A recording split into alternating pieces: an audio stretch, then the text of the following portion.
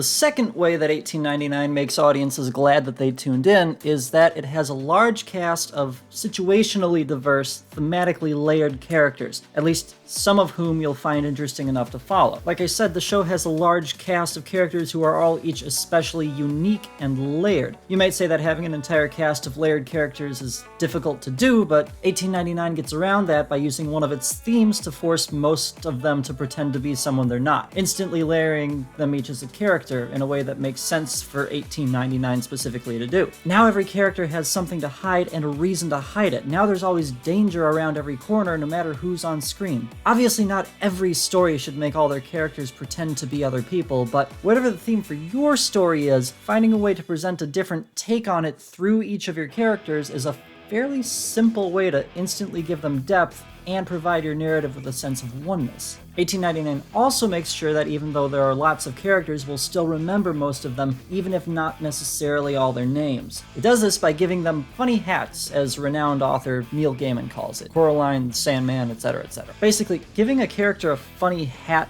is just forcing a degree of uniqueness upon them that guarantees we'll remember them individually. For example, a diseased Frenchman whose medication prevents seizures but causes impotence. A Japanese-speaking British lady who controls a geisha escort service. A man pretending to be a priest for whom that's a little bit conflicting. 1899 cranks the dial without going overboard on all of its characters, situations, and backstories. And if that weren't enough, it even goes as far as to condense some of their personas down into recognizable totems, like a picture or a crucifix. If you're more of a movie person, another relatively recent project that does this funny hat thing quite well is Bullet Train. Even side characters in that movie have a funny hat that makes them instantly discernible from one another and fun, despite almost all of them having the same goal in the plot. Sort of like a modern R-rated action version of It's a Mad, Mad, Mad, Mad World. I'm on a tangent, but I would argue that Bullet Train in 1899 handle funny hats better than Mad, Mad World because we get to see the backstories of most of the characters and visually back up their unique motivations and how that ties in with how their situations are playing out in the present. Another way 1899 keeps all sorts of different people hooked in is that it's always providing at least one situation for any given audience member to relate to or invest in. Obviously, none of the aforementioned character work would work if we didn't provide time for their individual situations to actually play out, something I talked about in more detail in the Eternals video series. And since 1899 is a TV show, it has more time to spend on a larger cast of characters, which it uses to its advantage by making every one of its characters so situationally diverse